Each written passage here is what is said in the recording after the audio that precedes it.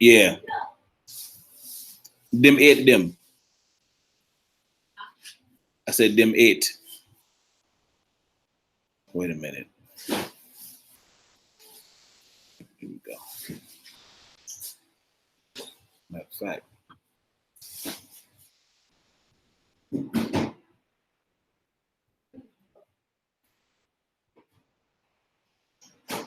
What are you eating? I'm good. So, Bobby, you ate. What's up, folkers? Recording. Snap Turtle in the house with my family in the background. It is what it is. I had to put this information out there because this bullshit is getting ridiculous, man. It's getting ridiculous. So, yeah. Just this computer.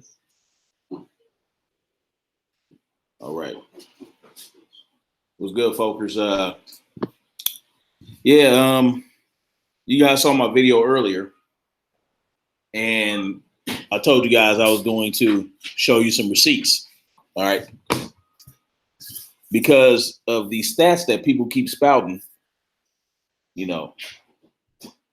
about black crime and the percentage of crime that black people commit in this country and all that. Son, can you do that in your room? Can you do that in the front room? So,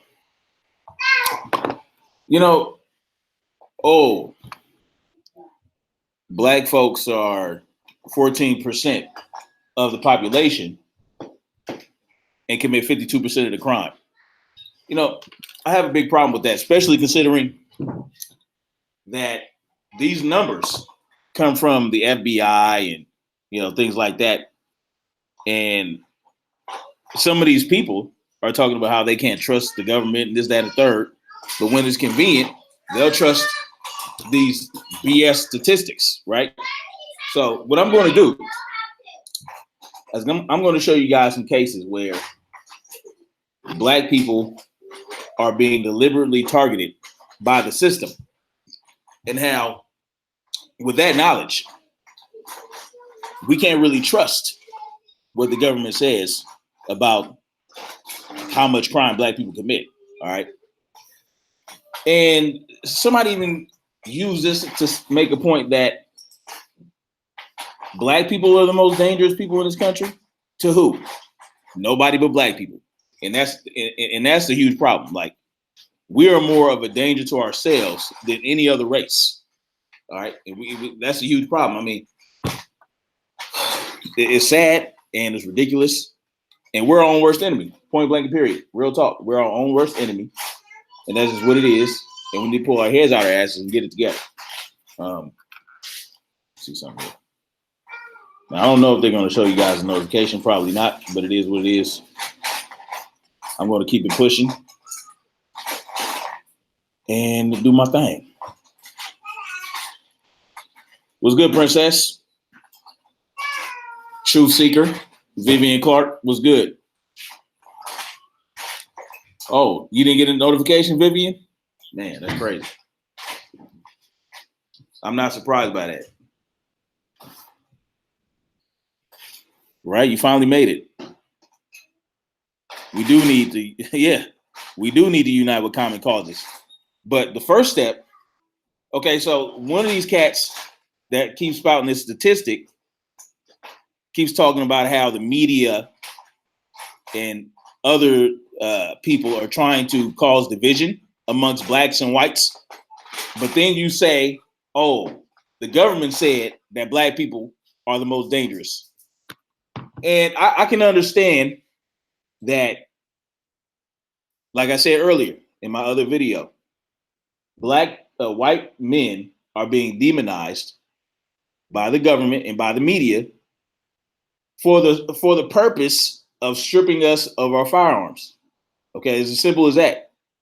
You know what I mean? It's as simple as that. They don't hate white men.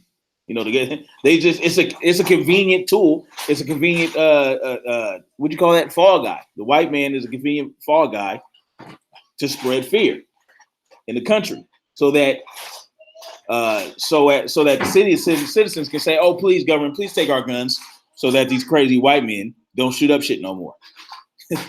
Oh man! And so I can understand the frustration in that, but don't come at black folks. All right, don't use the straw man argument and say, "Oh, black people are more dangerous," spouting some bullshit statistics. You need to aim your ire at the people that are actually pointing the finger at you, not at us. No, we ain't. That ain't gonna crack today. It ain't gonna crack. So I'm not about to stand for it. You know what I'm saying? And I know that this video, this live probably won't reach a lot of people, but it's going to be there in the archives. For those of you who are in my live chat, please hit the like button, and so that people can see this, you know, so that people can see it. So let's get into it. I'm going to share my screen with you so that I can show you what I have easily found. It ain't too hard to tell. It ain't hard to tell. Hold up. All right. So hold on. That's how we're gonna do it.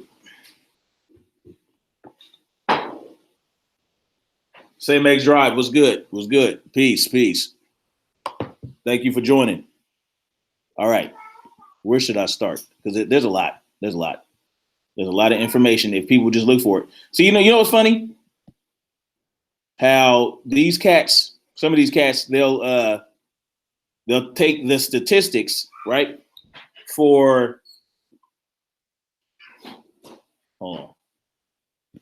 They'll take the statistics that anti-gunners use to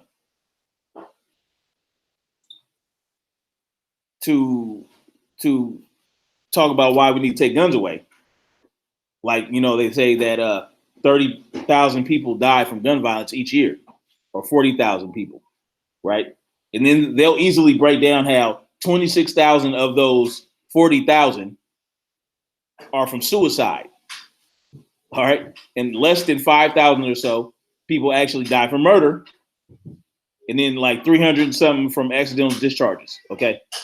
But why can't we do that when it comes to this crime statistic? Well, because it's convenient for these people to use as a straw man argument. All right. And so we ain't about to get, no, it ain't going down like that. Okay. What's up, the wise one? So I don't know if you guys heard about this. Okay.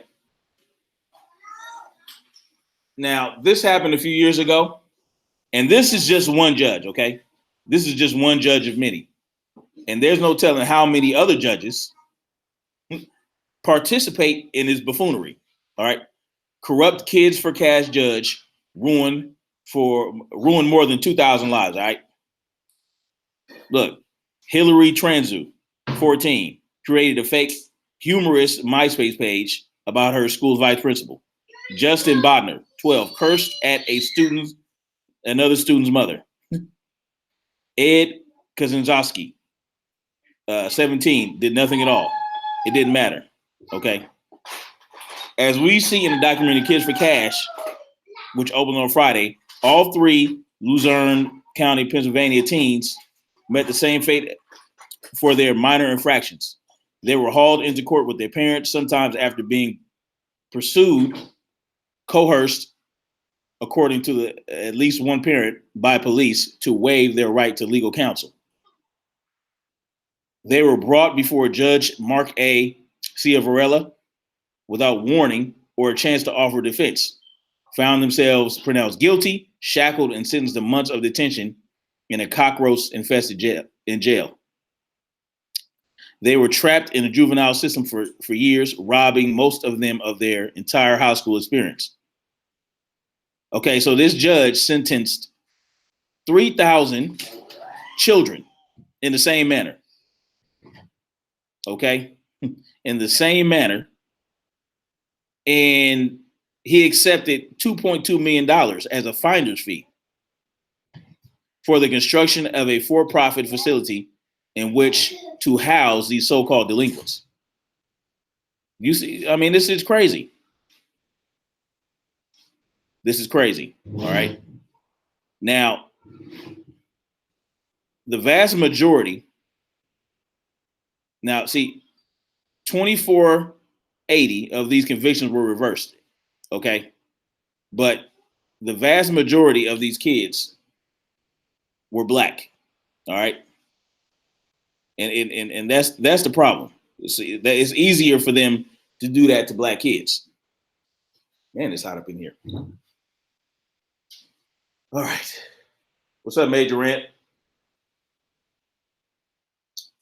True Seeker says Cuba U.S. Embassy officials' attacks were targeted. I think it's linked to the 5G hardware and software. I got to look into that.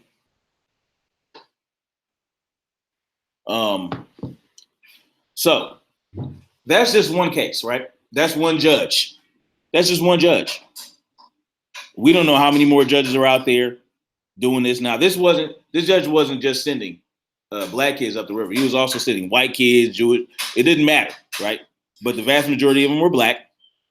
And, you know, when stuff like this happens, we seriously have to question these statistics that they put out there, because he got caught.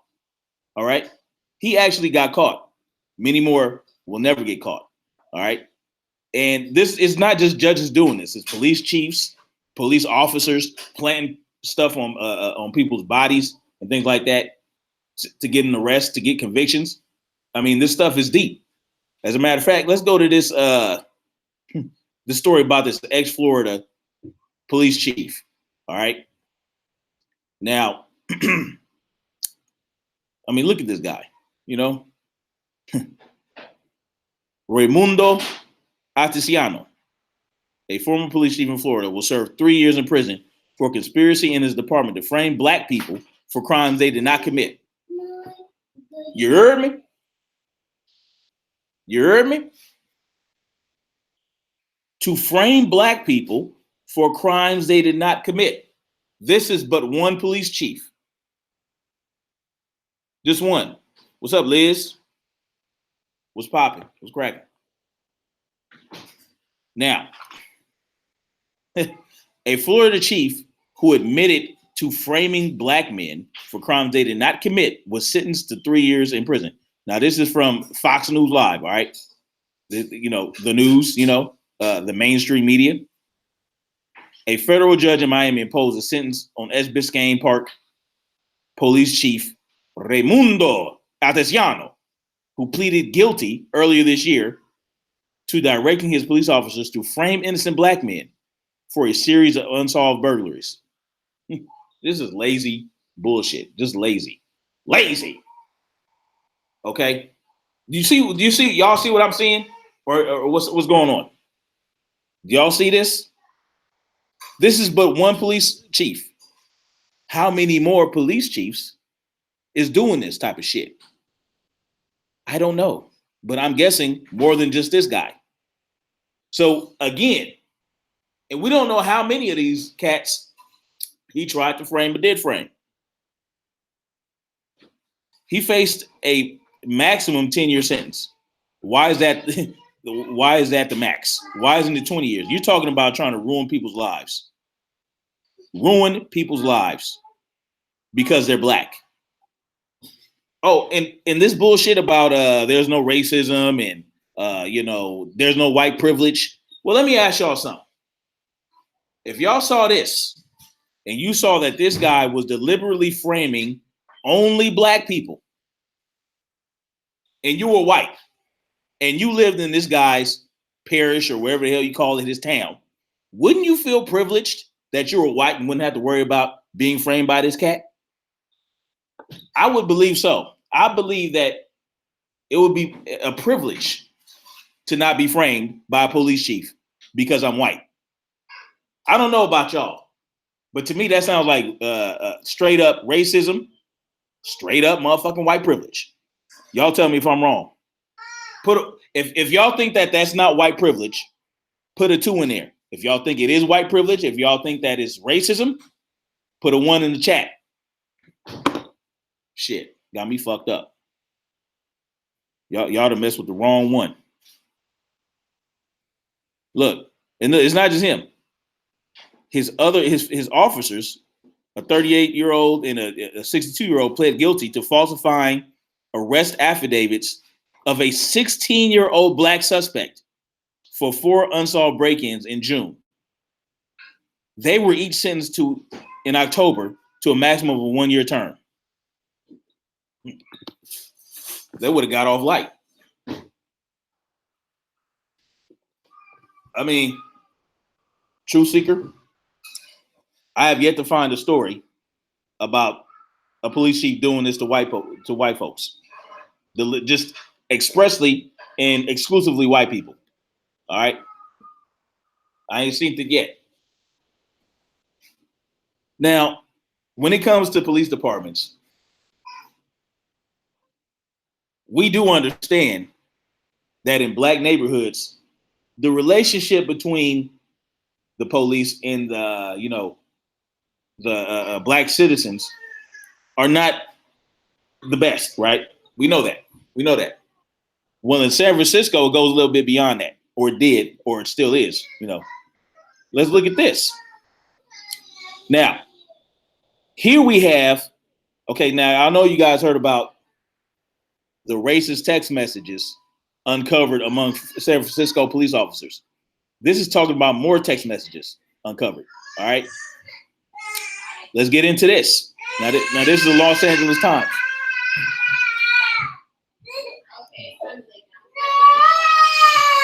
All right, baby. And baby. Okay. Baby, you need to go lay down. I'm using the laptop. Go to mommy. You tripping, girl. Kalaja.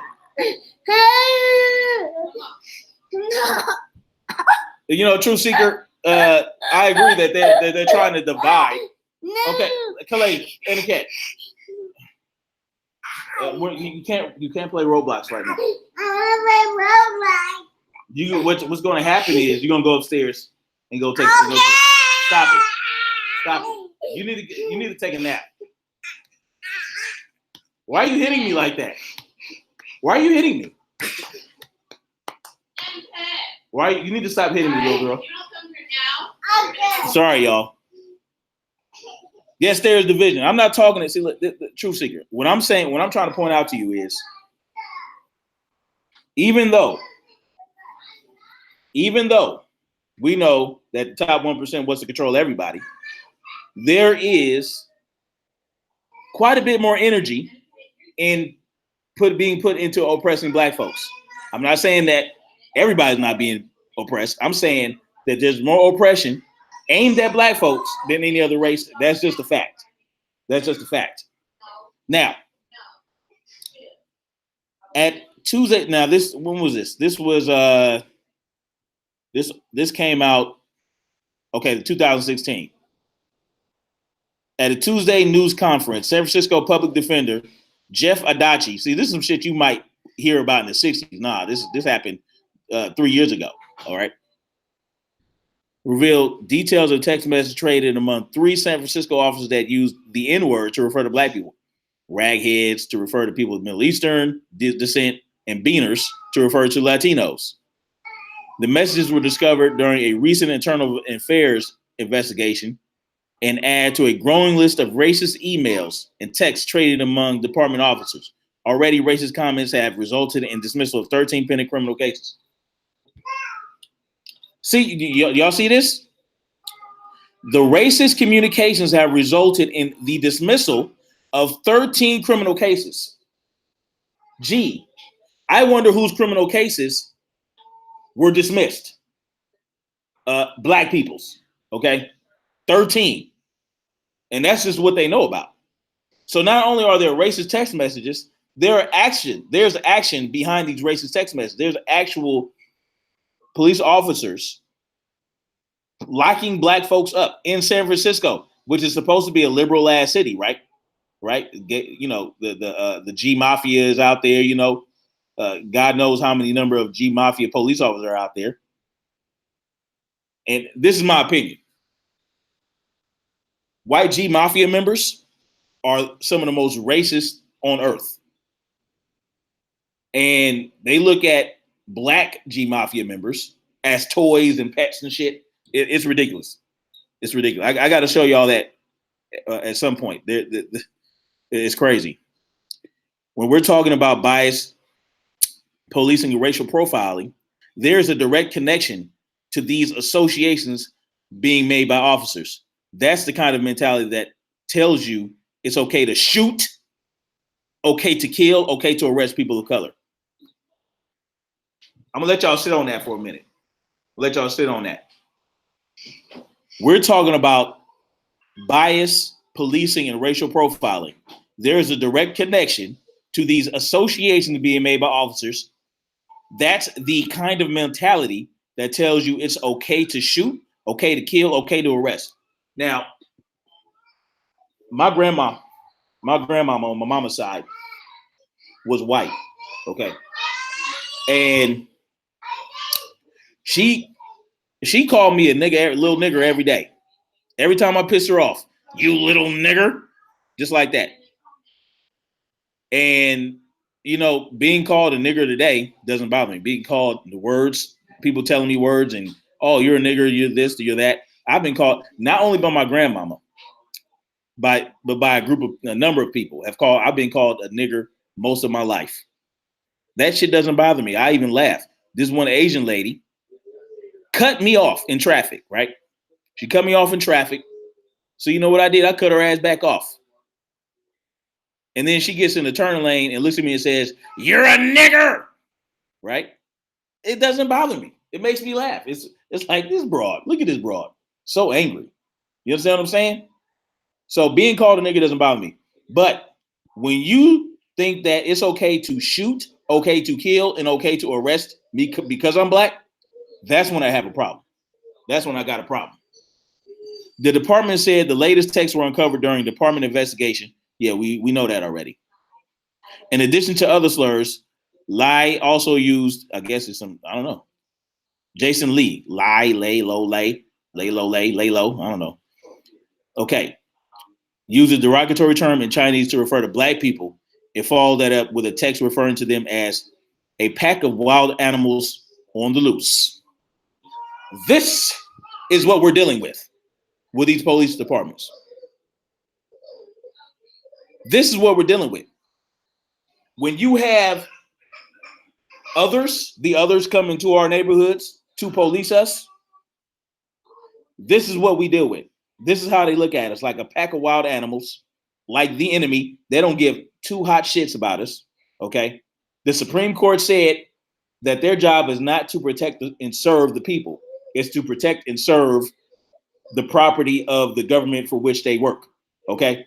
That is their job. Their job is not, you know what I'm saying? Like they come like in LA, South Central LA, where I currently live near at, you got police officers coming from the Valley, coming from Beverly Hills, coming from El Segundo, you know what I mean? Like they don't belong. They're not there. They don't care about us.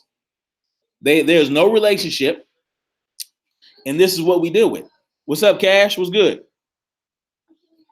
Cash in the house. So this is what we deal with. Cash, you know what? Next time you see my live, you're going to see a little bit more. You're going to see that some of those video editors you told me about. Yeah, I mean, oh, you don't have the wrench on the other one? Hold on, let me get in there. Now you're a mod for both. So look, this is what we deal with. All right. So y'all can miss me with that 14%, 52% bullshit. How about that? How about that? And how about this?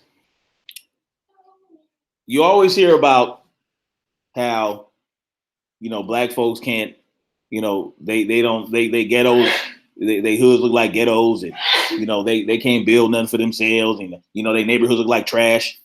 Well, mind you, I live in a neighborhood called Leimert Park. It is a very beautiful neighborhood that was clean before white folks started moving in here, gentrifying the place. Okay. Windsor Hills, where my mama lives now, or not Windsor Hills, View Park, Windsor Hills, Ladera, Baldwin Hills. All these are successful, beautiful black areas that were established by black folks since its inception. And yes, you have areas like certain parts of Compton. You got certain parts of South Central. You know what I'm saying? You got the 60s. You got the 60s and A-Tray and all that stuff. You got those areas too. But what's happening is, even though we established those neighborhoods, it's still under the control. It's not under our control. It's not under black people's control. But if we were to have something like that, if we were to try to build our own communities, right? There's nothing wrong with that. There's nothing wrong with it. But if we try to build our own communities, every time we have done that, what happens is, you're right. That's right. You're a native Los Angelina. Yes, Liz. Shoot. Leimert Park. You know what I mean? Ladera, Windsor Hills. We know how to make some shit look good. But we don't really own nothing but the houses. We don't run the police departments. We don't run the hospitals. We don't run this. We don't run that. But if we tried to do something like that, something like this might happen. Okay. The devastation of Black Wall Street. Tulsa, Oklahoma, 1921. A wave of racial violence destroys an affluent African-American community seen as a threat to maybe this is what they mean by black people are more dangerous than white folks, as a threat to white-dominated American capitalism. In 1921, Tulsa, Oklahoma's Greenwood district, known as Black Wall Street, was one of the most prosperous African-American communities in the United States. But on May 31st of that year, the Tulsa Tribune reported that a black man, Dick Rowland, attempted to rape a white woman. Oh, here we go. Sarah Page. Whites in the area refused to wait for the investigative process to play out, sparking 2 days of unprecedented racial violence. 35 city blocks went up in flames, 300 people died, and 800 were injured. Defense of white female virtue was the express motivation for the make sure y'all pay attention to that, for the collective racial violence. Accounts vary on what happened between Page and Rowland in the elevator of the Drexel building. Yet, as a result of Tulsa's Tribune racially inflammatory report, black and white armed mobs arrived at the courthouse. Scuffles broke out and shots were fired. Since the blacks were outnumbered, they headed back to Greenwood, but the enraged whites were not far behind, looting and burning businesses and homes along the way. 9,000 people became homeless. 9,000 people. The modern, majestic, sophisticated, and unapologetically black community boasted of banks, hotels, cafes, clothiers, whatever that is, movie theaters, and contemporary homes. Now, like I said,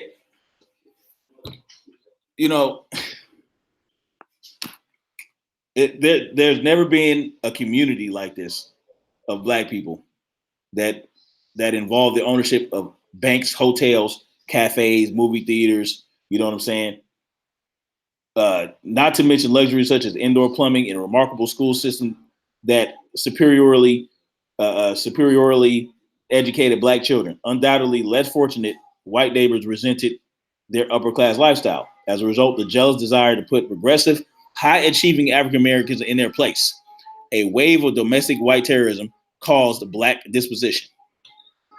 That's just an example. And do you want to talk about how the government will bomb the shit out of you if you black and you doing some shit? Well, let's talk about it now. Move Philadelphia bombing history and fallout.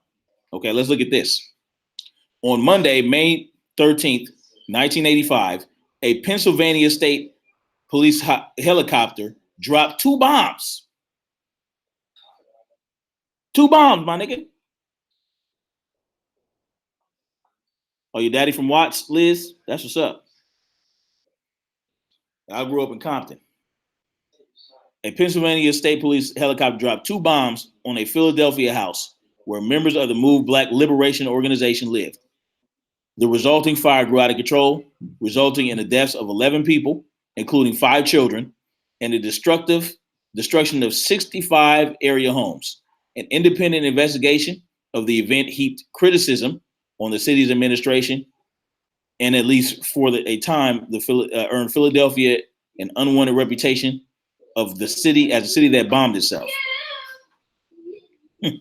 Oh man, come on, man, come on. Like this happened in 1985, right? That's not. I mean, come on, man. I'm telling y'all, man. Telling y'all. Oh, but we the most dangerous. We the most dangerous, right?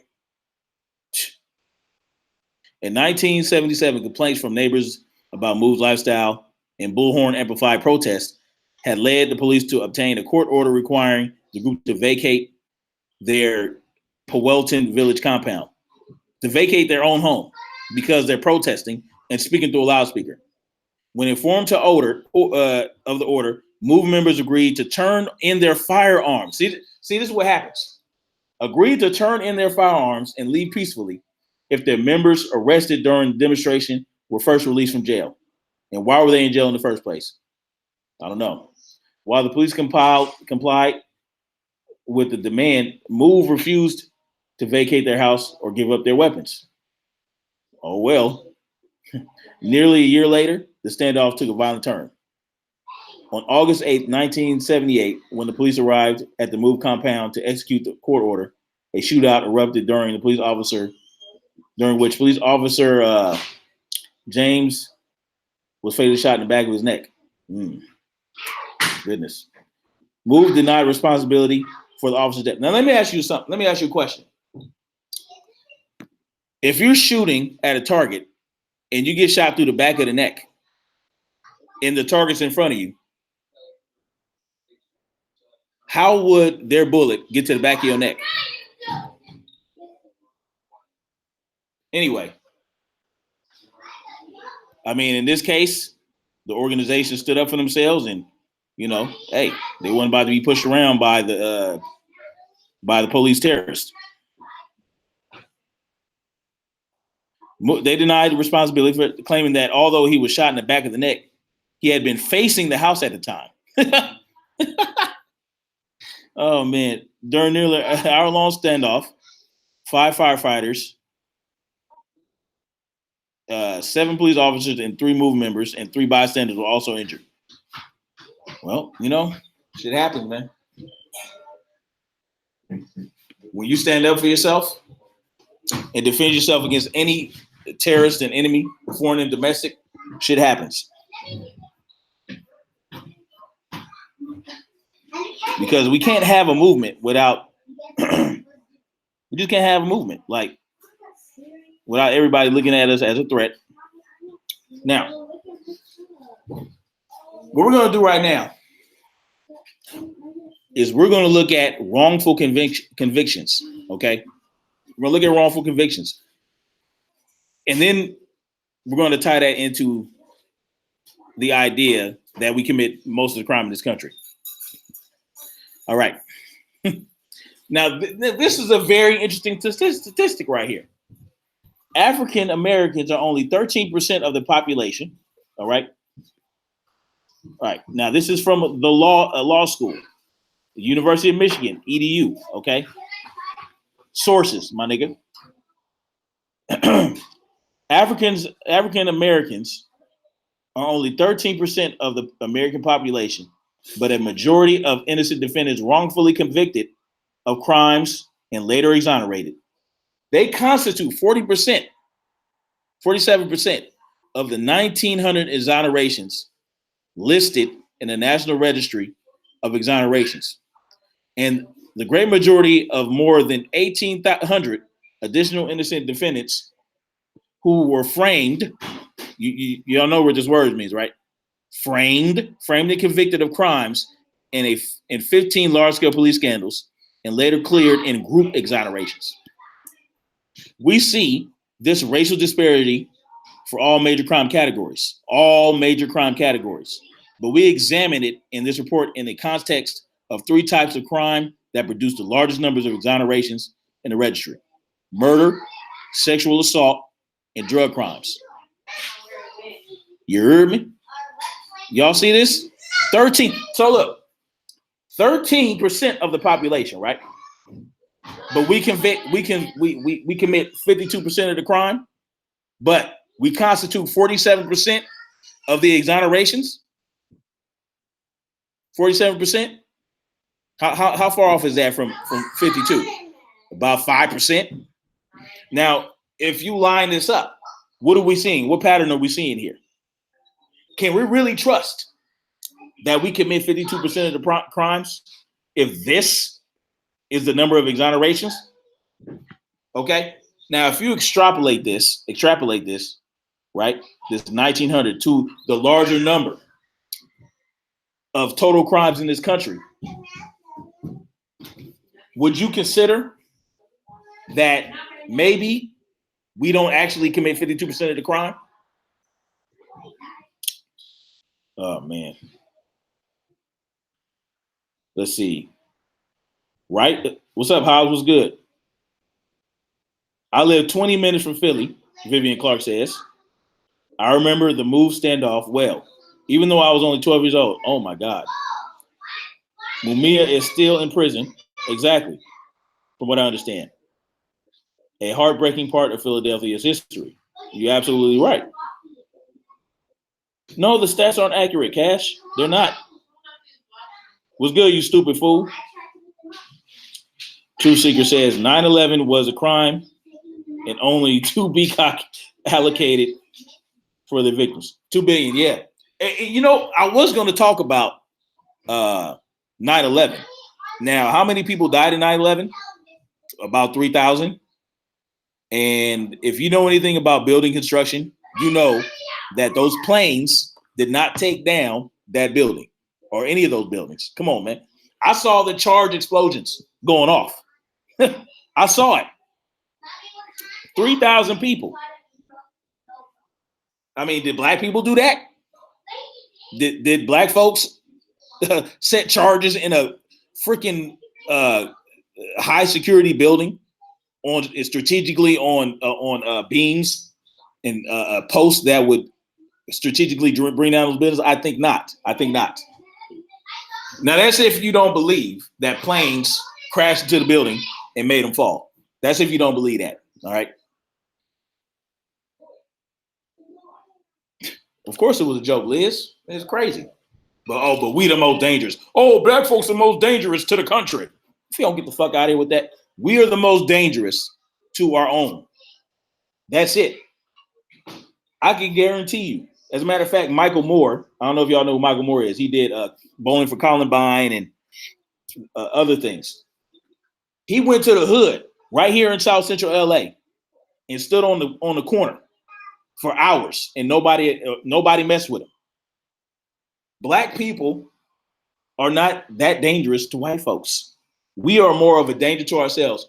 We are our own worst enemy. Like I said earlier, come on, over 90% of the crimes committed by black people or toward black people in our own neighborhoods. And that's the biggest problem we got. But when you talk about as the country as a whole, nah, we ain't it. And that's why I don't understand why these other YouTubers are spouting these statistics as though it counters the argument that white people are the most dangerous, or the white man. Ilhan Omar said that the white man is the most dangerous man in the country. If you want to counter that with some real shit. Don't counter that with some black people, because black people are not dangerous to this country. We are the least dangerous people to this government and to this country. Believe that.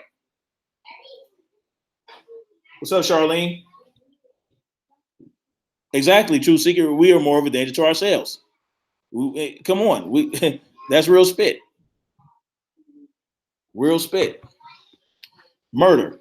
Judging from exonerations, innocent black people are about 7 times more likely to be convicted of murder than innocent black people.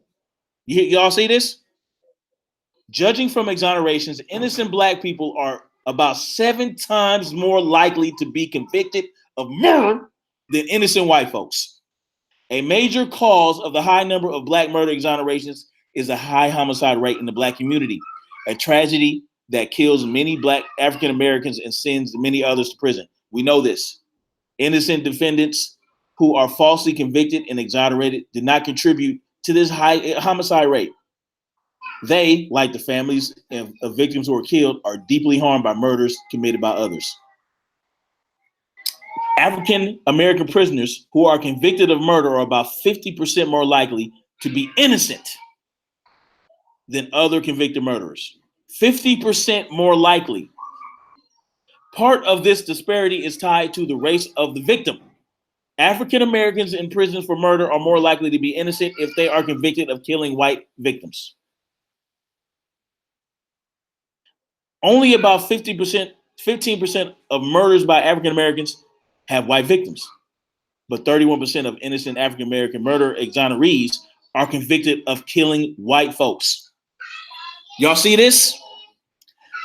The conviction that lead to a murder exonerations of black people, black defendants, were 22% more likely to include misconduct by police officers than those with white defendants.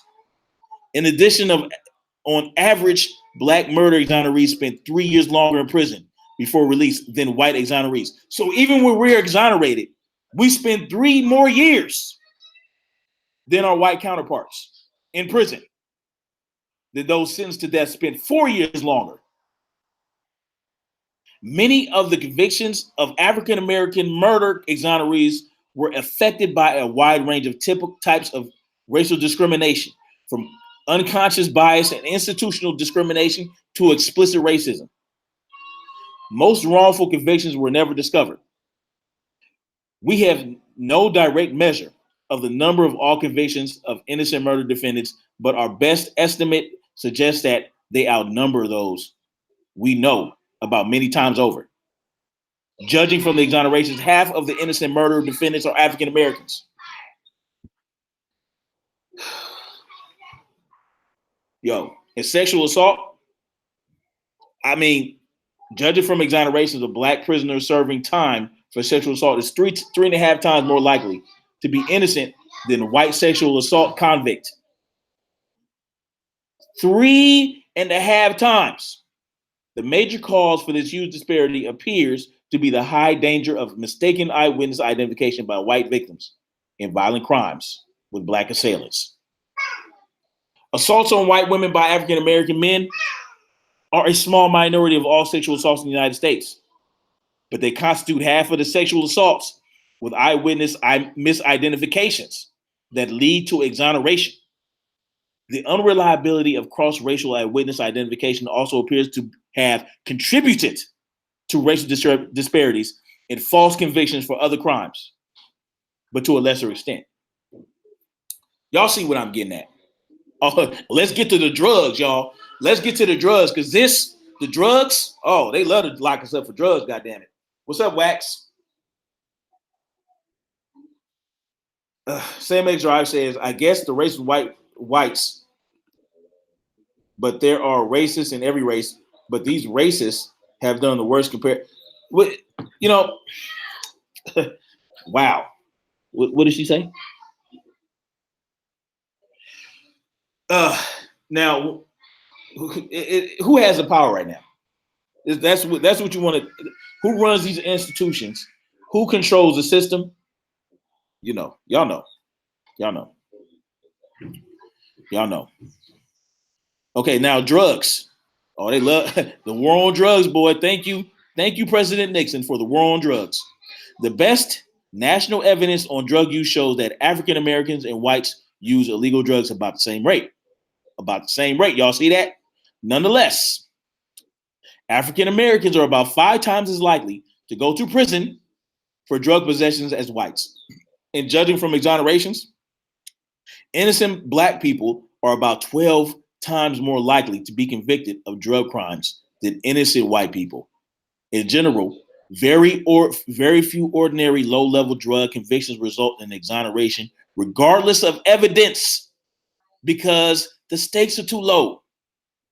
In Harris County, Texas, however, there have been 133 exonerations in ordinary drug possession cases in the last few years.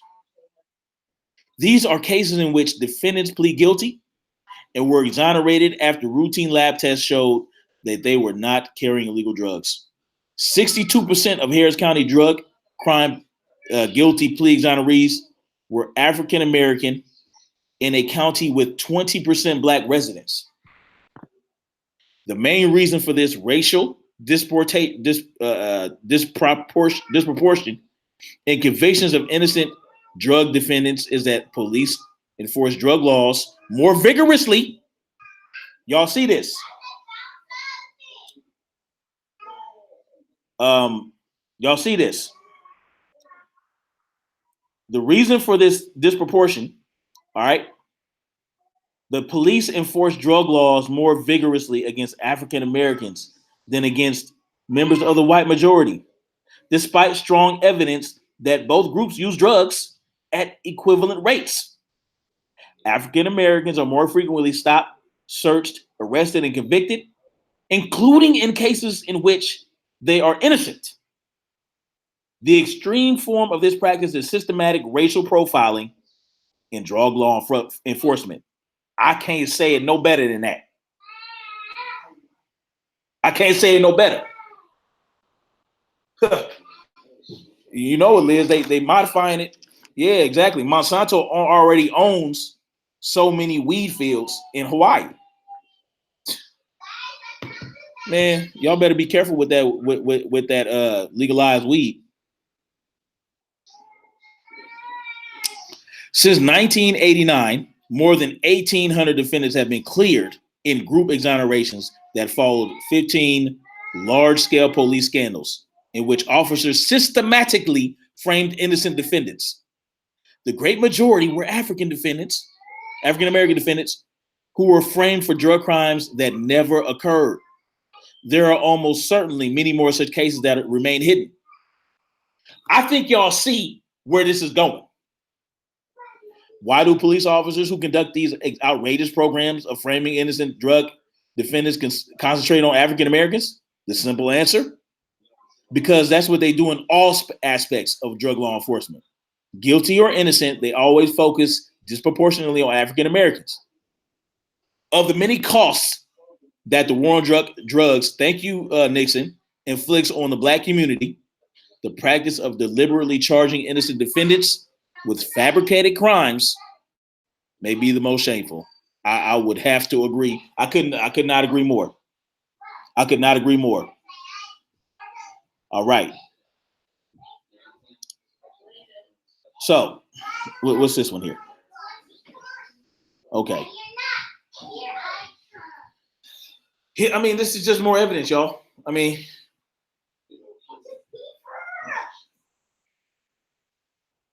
this is just more.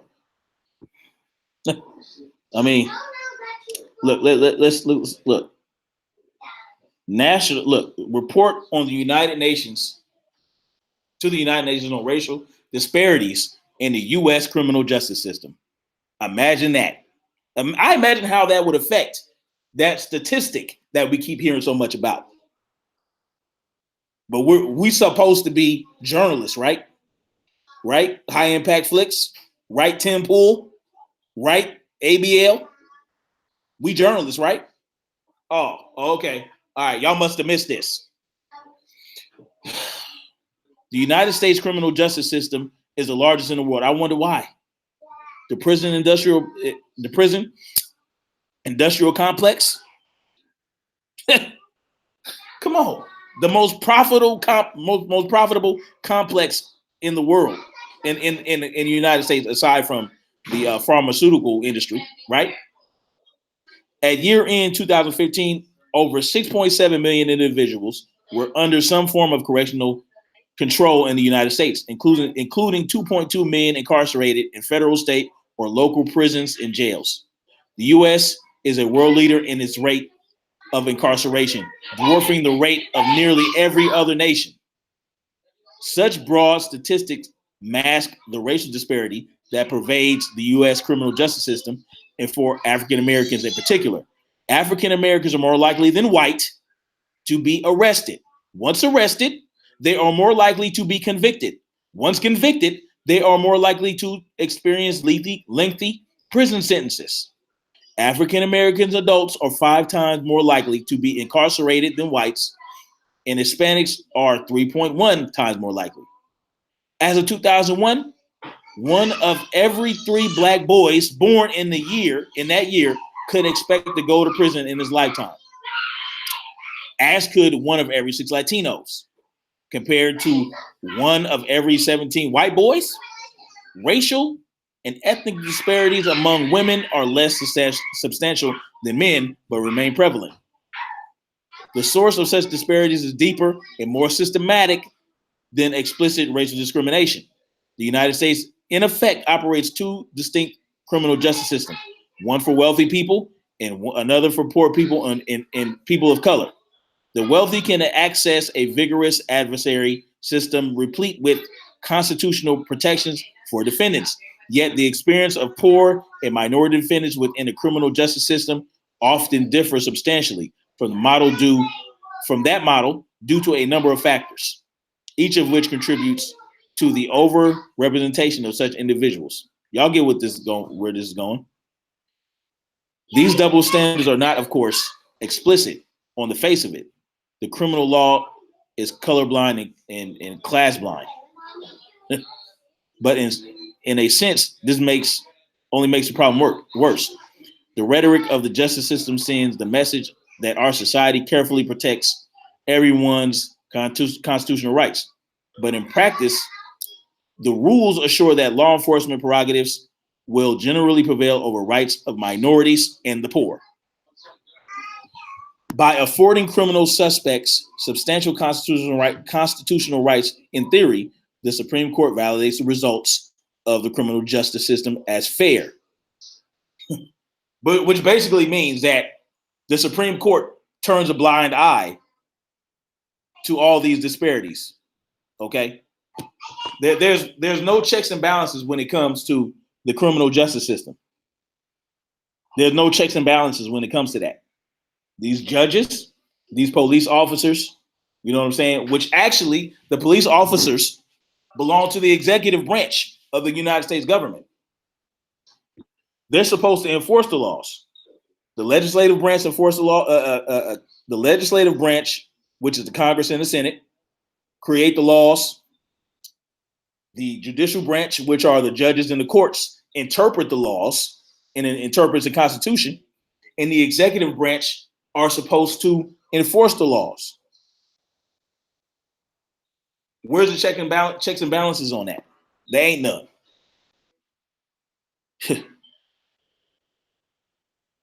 Racial disparity in the United States justice system. In 2016, Black Americans comprised 27% of all individuals arrested in the United States, double their share of the total population. Black youth accounted for 15% of all U.S. children, yet made up 35% of juvenile arrests in that year. What might appear to be a linkage between race and crime is in large part a function of concentrated urban poverty.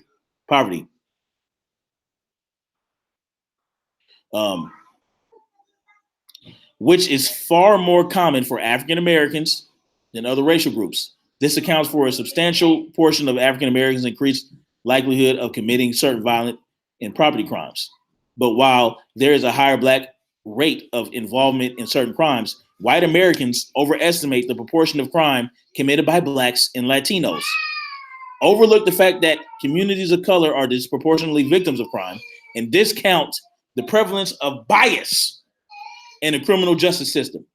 In 1968, the Kerner Commission called on the county to make massive and sustained investments in jobs and education to reverse the segregation and poverty that have created in the racial ghetto a destructive environment totally unknown to most white Americans. 50 years later, The commission's lone surviving member concluded that in many ways, things have gotten no better or have gotten worse. The rise of mass incarceration begins with disproportionate levels of police contact with, you see this? Disproportionate levels of police contact with African Americans. I'm pretty sure many of you in the chat can attest to that, right? You just standing around kicking it with the homies, you know what I'm saying? Not doing shit, talking. This is striking, in particular, the drug offenses. They look, drug offenses. What I tell y'all, man, drug offenses. This is the rub right here. It's very easy for somebody to plant drugs on a Mickey Ficky, which are committed at roughly equal rates across races. Committed at equal rates. One reason minorities stop disproportionately is because police see violations where they are. The president of International Association, of course he's going to say that. Crime is often significantly higher in minority neighborhoods than elsewhere. Okay. And that is where we allocate our resources. Right. Degmar's view is not uncommon, and this is the issue. This is the problem. His view is not uncommon. He's very short-sighted. Absent meaningful efforts to address societal segregation and disproportionate levels of poverty, U.S. criminal justice policies have cast a dragnet targeting African Americans deliberately. And we ain't gonna be talking about how cops be planting shit on people, because they do. The war on drugs, as well as policing policies, including broken windows and stop, question, and frisk. Y'all know about that in New York. Sanction higher levels of police contact with African Americans. This includes higher levels of police contact with innocent people and higher levels of arrest for drug crimes. More than 1 in 4 arrested in drug law violations in 2015 was Black, although drug use rates did not differ substantially by race and ethnicity, and drug users generally purchase drugs from people of the same race or ethnicity. For example, the ACLU found that Blacks were 3.7 times more likely to be arrested for marijuana possession than whites in 2010, even though their rate of marijuana usage was comparable. You know, I think y'all get what I'm doing. Yeah, y'all know what's up. Y'all know what's up. Y'all know what's up. As we can see right here, this statistic, this 14 and 52% statistic, I mean, it only exists in that manner because of the reasons I'm showing you. And it doesn't matter if you're innocent. It doesn't matter if you're guilty. If they want your ass to be guilty, you're going to be guilty. What's up, Derek? What's goody? What's goody? You know what I'm saying? Like, come on, man. Let's get real about this. Let's get real about this. You know? And again, I'm going to acknowledge that as Black people, we're our own worst enemy. And we got a lot of work to do. We have a lot of rebuilding to do. We have a lot of shit to get together. And, you know, I'm actually going to seek out this cat I know. His name is Big John. Okay. He's a blood. Okay. He's a blood. I've known him for quite a while, for over 12 years. He got me in the electrical trade.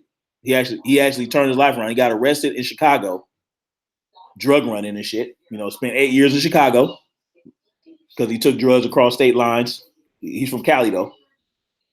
And he has an organization that helps, it's gang intervention basically.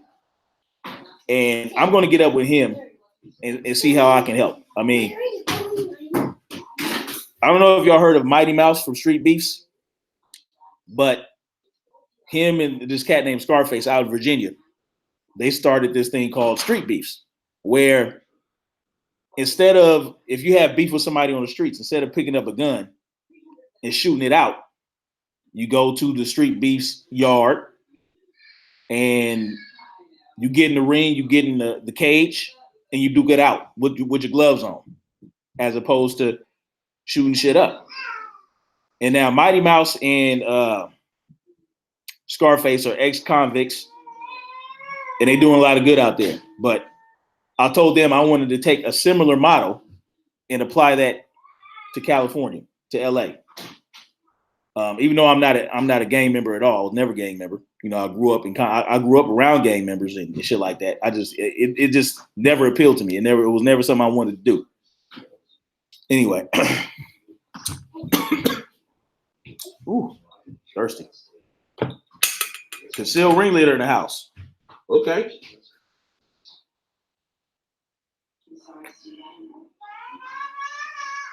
What's up, concealed? So this is what's up. I got one more thing to show y'all about DNA.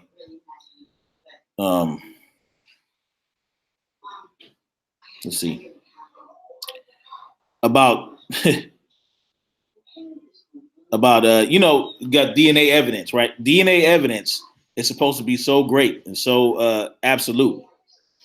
But somehow they still are able to falsely convict black folks using DNA evidence, and many of them get exonerated. Let's see. Okay. All right. It's down here. Wow.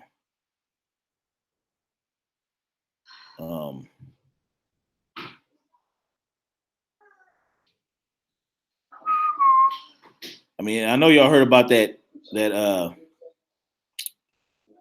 woman.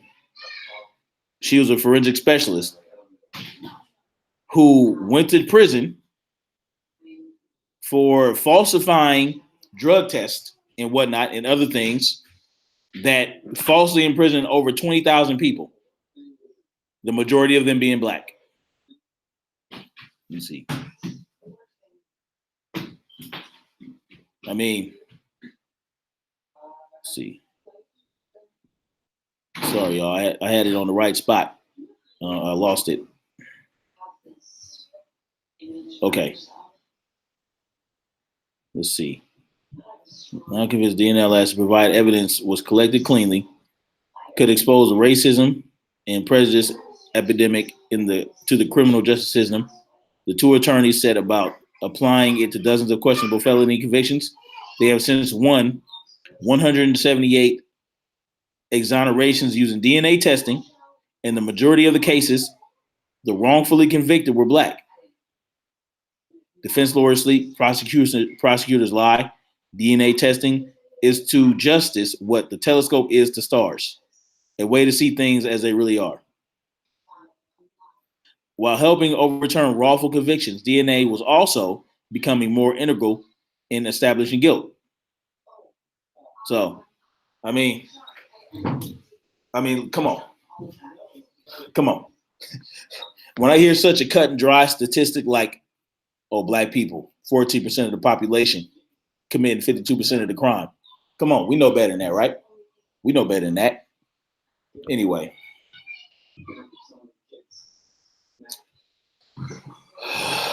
So, y'all get the gist of it. I mean, you just get tired of hearing shit like that, you know? Because they're not coming with all the facts. And they're using these statistics to push a narrative, that's completely false. That's completely false.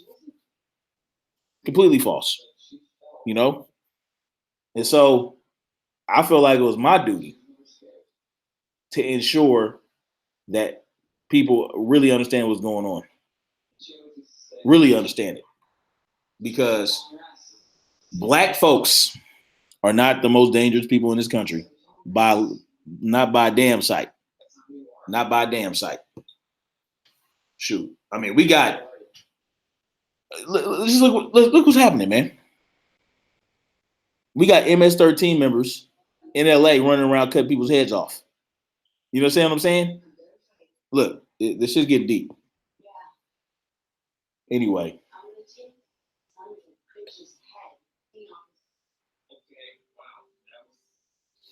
So, look, I'm about to get off this, y'all. Let me stop sharing my screen. Let's see. So, thank you guys for joining my live. And thank you for listening to my long ass presentation and looking at the evidence. And, you know, maybe you guys can, you know, share the video, you know, hit the like button. Hit that like button and share. And if you ain't subscribed yet, subscribe, you know, because what we're not going to do is allow people to continue to use skewed statistics to prove a point, to take the attention off the real problem. Okay. If you know that they're demonizing white folks, white men, if you know they're trying to make the white man the new face of domestic terrorism, then you need to focus on the people doing that, not on the black folks over here in their own little corner, not doing jack shit to y'all. So let's get that straight. Let's get that straight. All right. Oh, and you know, I wanted to speak on the whole water bucket on the cop thing. So what? So what? I mean, you know, when you now I just outlined how we're treated in this country by police officers. And if you continue to harass, harangue, and oppress the people, they might do shit like throw water on you in empty buckets that weigh about 2 ounces. That might happen. People get fed up by their bullies. They get fed up. So, I mean, would I suggest that people throw water on cops? Hell no, I wouldn't suggest that. I wouldn't suggest that at all.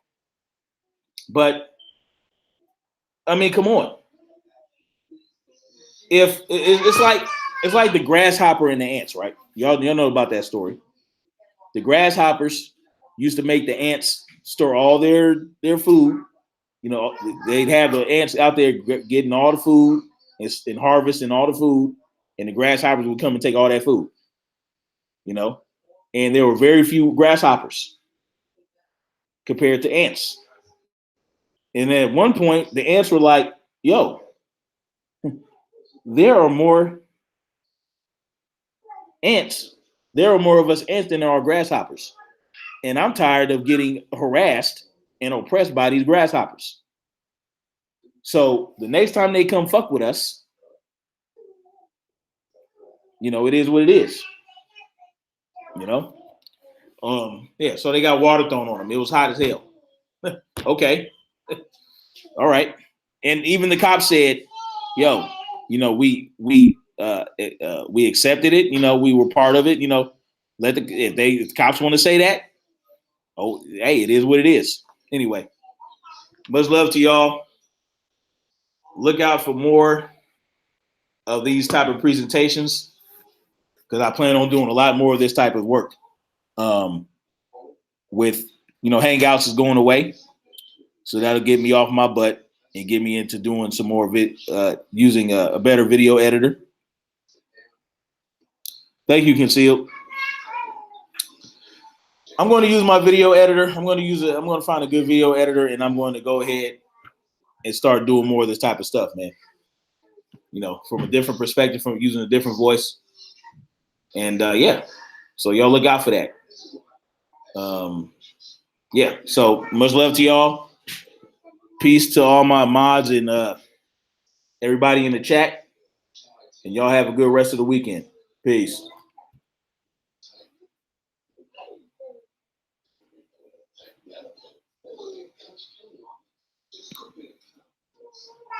Hold on. All right.